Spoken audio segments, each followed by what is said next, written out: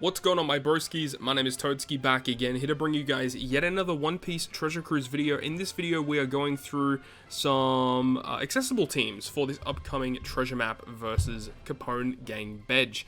Luckily, this treasure map does seem to be a little bit more straightforward compared to the last couple of treasure maps, so I think it's kind of nice that they're giving us a bit of a break heading towards the anniversary. So I know that, you know, some people are still going to opt to pull. I'm still going to be doing a handful of multis to see if we can pull some boosters, but realistically, if you don't pull the units from the treasure map, I don't think it's actually going to be the end of the world, which is going to be good for a lot of people out there. Before we actually jump into the breakdown of each of the fights, let's actually talk about what Capone does, the character that we're all going to be farming for. So he's an int shooter driven. I just want to point out that it is another shooter character with barrier pierce, which is fantastic, obviously, for Ben Beckman and Lucky Roo. But he also has the hunger potential ability, which is very good for a free-to-play unit. His captain gives a 1.3 health boost, shooter and driven HP boost, and, well, it's not an HP boost. He has an HP boost of 1.3, but then he has an attack boost that scales depending on how much HP you have remaining. So at full HP, you get a 3.5 times attack boost, but if you are at low HP, you get the 4.5 times attack boost and a 10% damage reduction. So overall, I think it's actually a very good free-to-play captain that may see play in the future. But more importantly, the special of this unit's really strong, so he gives you the ability to change all the crew's slots into matching that goes through block slots for no reason, and then also reduces 6 turns of paralysis, and also gives your shooter characters a 2.25 times orb boost for 1 turn, and it's shooter and driven characters, so the fact that he gives a full board of slots guaranteed and an orb boost on top of it is so good. But then he says if you have a shooter captain, then you remove bind by 6 turns, but if you have a driven captain, you lock your slots for 1 turn.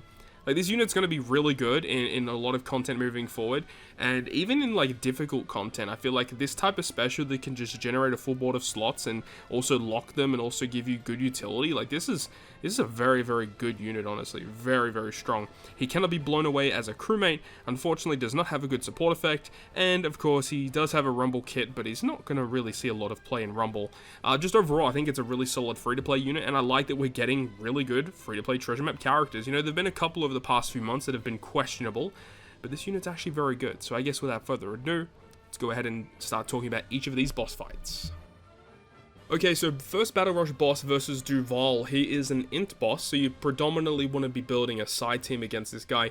Remember that this is the first Battle Rush boss, so any character you use will receive the cooldown reduction of Versus Effect, Super Swap, and their base special cooldown.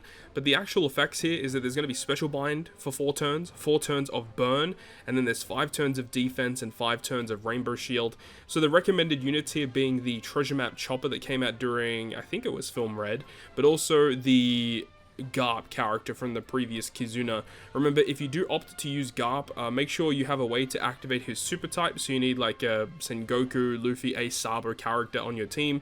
And the reason for that is because his special with his super type will remove the defense and the rainbow shield. So the chopper and the Garp deal with everything, just so long as you have a way to activate the super type of Garp, it's basically all you need. So nothing really too complex in this first fight. However, you do have to have a note of the fact that when you kill the boss, he's going to recover with 1.5 million HP, and he does recover, he does do 30,000 damage to the crew. So that is obviously annoying, but especially with the fact that the Laboon ship is boosted during the treasure map, it gives you a lot of additional HP, so a lot of these death damage hits aren't going to be as oppressive as you would expect them to be in previous treasure maps. The next Battle Rush boss is against Trafalgar Law, who is a strength boss, so you obviously want to be building a quick team against this guy. So there's going to be Cerebral Slasher and Powerhouse receiving cooldown on all fronts. Then on the third stage, where the boss is, there is a couple of things you have to take into consideration. There's going to be 5 turns of a 1.1 chain lock, so the way that I would advise getting around this is by activating a multi-turn chain lock before you reach the last stage, and the way that we'd be doing this is with either Ukiku as the captain or the friend captain. If you don't have that, it's not the end of the world. There are a couple of other chain lockers you could use. Alternatively, you could use a character that removes chain lock. There are a couple of different options here.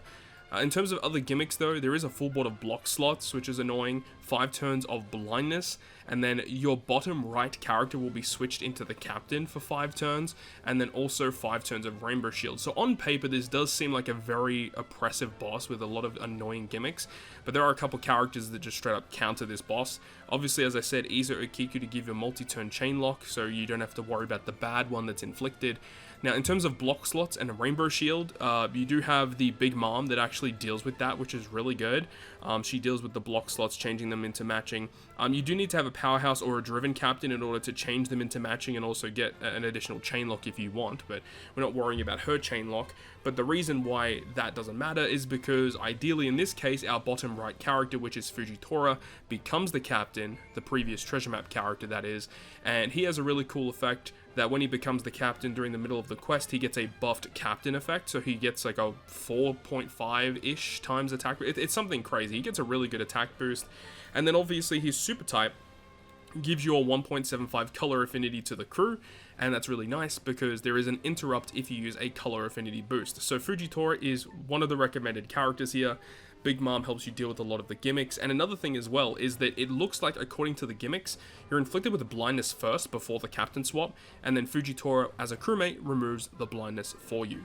So that's just a really, really easy way to get around this fight by utilizing Fujitora. But remember, to activate Fujitora's super type, you need the certain characters on the crew, which is why we have the random Garp and Sengoku dual unit, just to enable us to activate that super type.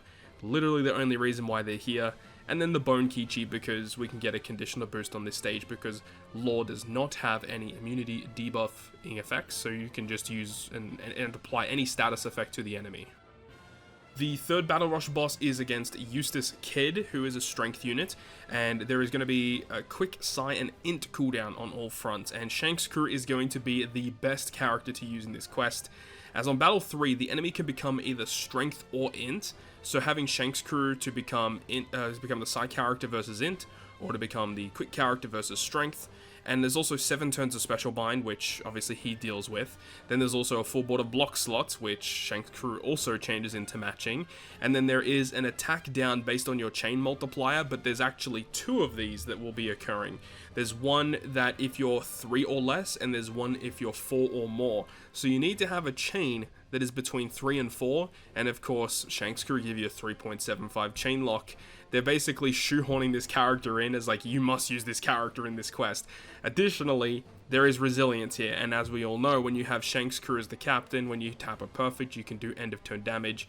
So just use Shank's crew here. It makes your life a whole lot easier. Yes, there are other ways around it. Shank's crew is the best way to do it though. And then because Shank's crew basically deal with everything, you know, remember as well that their super swap will be fully charged, so you can get an attack boost off of that for free.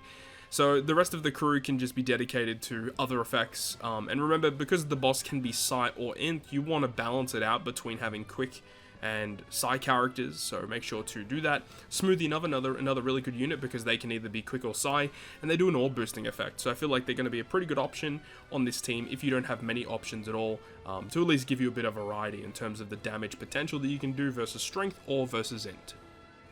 And then the final Battle Rush boss is against Bartholomew Kuma. Kuma is a Psi unit, so you want to be building a team versus Int, as an Int team, and Driven, Striker, and Slashers get the cooldown here. So this team is basically, you want to be using Killer and Kid as the suggested team. Basically, the new rare recruit batch with Killer, and then Zor, and X-Drake, and then, you know, obviously Super Tandem Kid because of the synergies between Kid and Killer. But you don't have to use that combo specifically. There are other ways around it. So with this team here, we are using Super Tandem Kid as the captain. They do have the support of this free-to-play Killer that came out during the release of, I think it was the release of Super Tandem Kid. But this Killer is really good because anytime the enemy activates Rainbow Shield, you remove it by 1. And because the enemy inflicts 6 turns of Rainbow Shield, that support allows you to remove 1 turn. And then you can use another special to remove the additional 5 turns, which is why we use Zor. And Zor is really nice here, the Raid Zor, because he removes 5 turns of that Rainbow Shield. And he also gives us a color affinity boost to Driven and Slasher, but more importantly Driven, because this is a Driven focused team. And then ideally would just be using double Kid, so you can have an orb boost and an attack boost for your Driven and Striker characters. Their special will allow you to remove the unfavorable slots into Tandem, which is great. And then we do have the what do you call it? The Doflamingo. Doflamingo has a really nice effect to remove the attack down for the crew, which is very nice. And, you know, there is a chain reduction on this team as well, but the thing is there isn't an attack down based on your chain multiplier, so you don't really have to worry about that at all too much. And there is special reverse, I forgot to mention, there is special reverse, which is why, you know, you use Kid as the captain, because his super class special does reduce the cooldown of your crew by 1, so just by using Kid as the captain, you get around a lot of these debuffs, especially when you have that killer support. It does make your life a whole lot easier. And we're using Bartu and Cavendish on the team because they're a relatively higher point booster, no particular reason why, and then Heat and Wire do trigger the super type or the super class of Kid, but, you know, obviously you can replace them with whatever you want, but ultimately this shouldn't have too many issues taking down the Kuma boss fight. Alright, so now we can talk about the final boss, which is versus Borsalino, Kizaru, and he's actually an int boss, and we don't know the color of the boss on the second last stage, but we can assume that it might also be int or psi, one of the two variations. But cooldown here is for Fighter, Free Spirit, and Powerhouse. Now the team that you're looking at here is ideally using the new Bonnie as the friend captain. She's the highest booster, she has the gimmicks that allows you to get around the enemy effects here, of course. So on Battle 2, there's going to be 3 turns of Paralysis, 6 turn Despair, and then unfavorable slots, as well as making those slots badly matching for 5 turns. So it means that you do need to actually secure non-type slots for the 2 separate stages, because those badly matching slots will carry over to the last stage. And there's also a damage barrier where you have to do 10 million damage to the enemy before you actually start doing normal damage. So that actually could be quite annoying to deal with. The way that we are dealing with this stage is we're going to be using the Numbers special. This is obviously the new free-to-play character that came out. They actually removed Despair and Paralysis by 3 turns, but then they fully charge their special for Stage 1 again, so their Stage 1 special will allow you to remove an initial 2 turns of Despair, so that actually helps out pretty good. Now that I'm looking at it, because it is only 6 turns of Despair, and then sockets of course are a thing, you actually don't need the Opera support on the Luffy and the Sanji and Zoro, because ideally you use Sanji Zoro here as well, which can give you an orb boost and just seems really good. And then the Luffy super type can give the effect of changing all colored slots into recovery. And remember, Bonnie is the captain, as the friend captain, really wants to apply those recovery slots. So that gives you a chain boost with Luffy super type. It also gives you a really good orb boost with the Sanji special, and it should give you a pretty good amount of damage versus Stage 2. But Stage 3 looks a little scary. Battle 3, there is going to be Hunger effect, where you have to remove 3 hits of Hunger. So of course, Bonnie does have the Hunger potential ability, so that will help. Luffy also has the Hunger potential ability. There's going to be Bind, 9 turns of it on the top row. So Sockets remove 3 of it, which gets you down to 6. Yamato special removes an additional 3, gets you down to 3 turns. And the Ace support attached to Luffy removes the last 3 turns of that. Another thing about Yamato is that her special deals with the special reverse as well for the whole crew, which is fantastic, and it also removes the 2 turns of paralysis that you have to deal with. So Yamato is really, really good in this boss fight. Another thing is that we have Dog and Cat, because their special does remove the 5 turns of attack down. Weirdly enough, there's really not a lot of characters that remove 5 turns of attack down that synergizes well with Bonnie, so that's really annoying. Obviously one of the boosters does do that, but it is going to be annoying for those people that don't have the boosters, at least in terms of just the attack down. There's not a lot of good units you can use for that.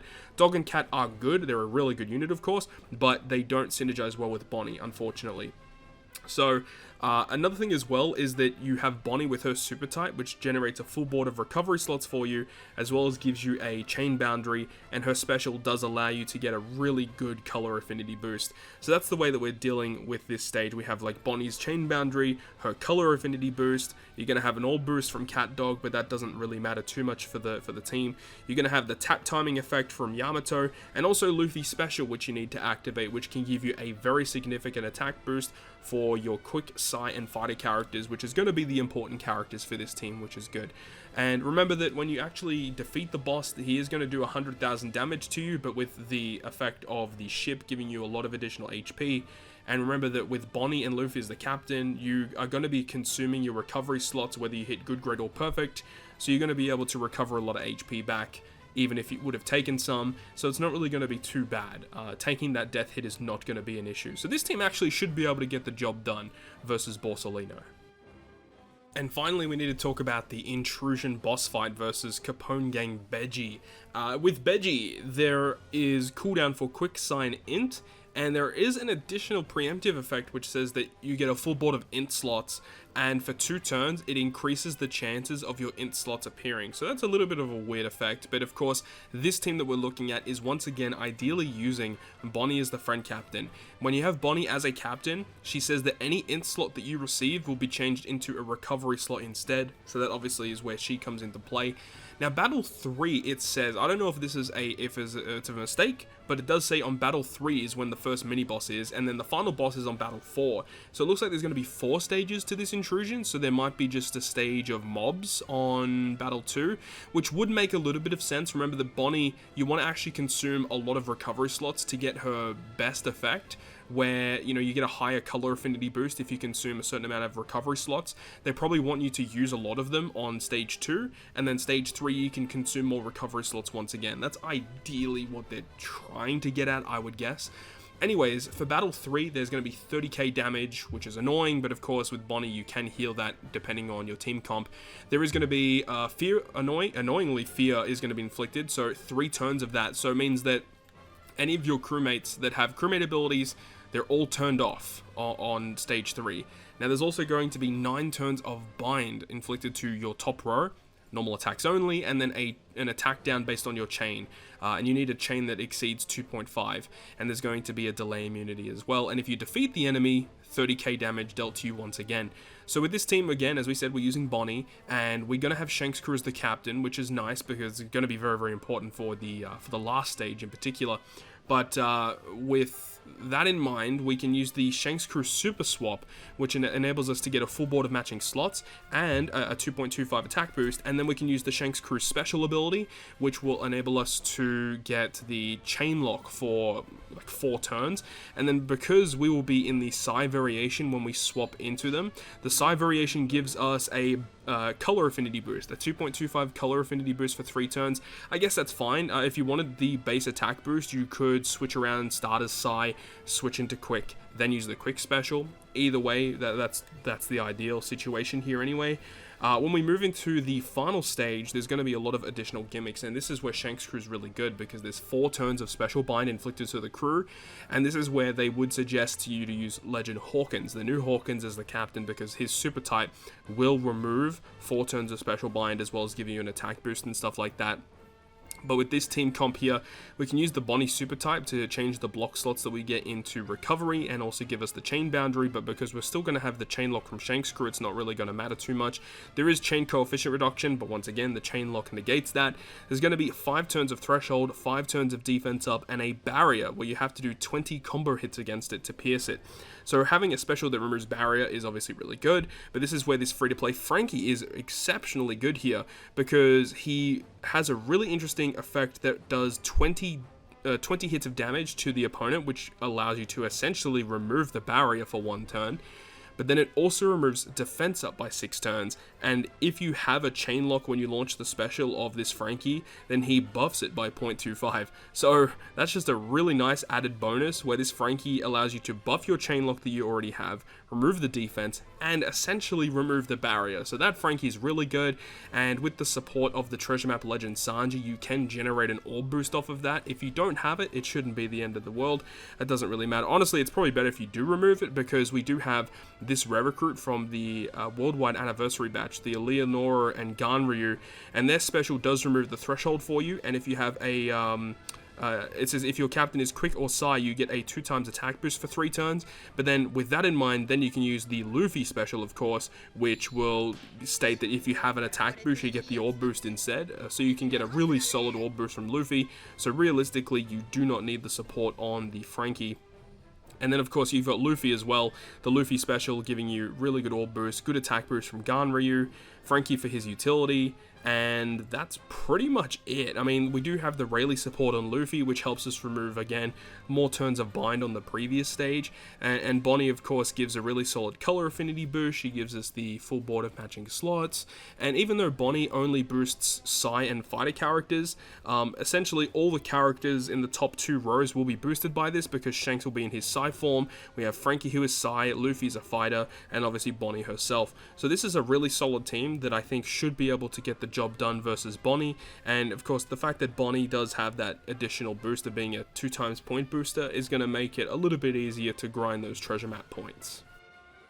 So that is going to wrap it up from me. Thank you so much for watching the video, and good luck with your treasure map that is upcoming on April 12th at 1 AM PST time. Hopefully you guys enjoyed the video, and if you guys did, make sure to go ahead and leave a like, and if you want to stay up to date with all the content that I post, including more One Piece Treasure Cruise content, make sure to hit the subscribe button down below. Other than that, guys, I'll see you guys within the next video.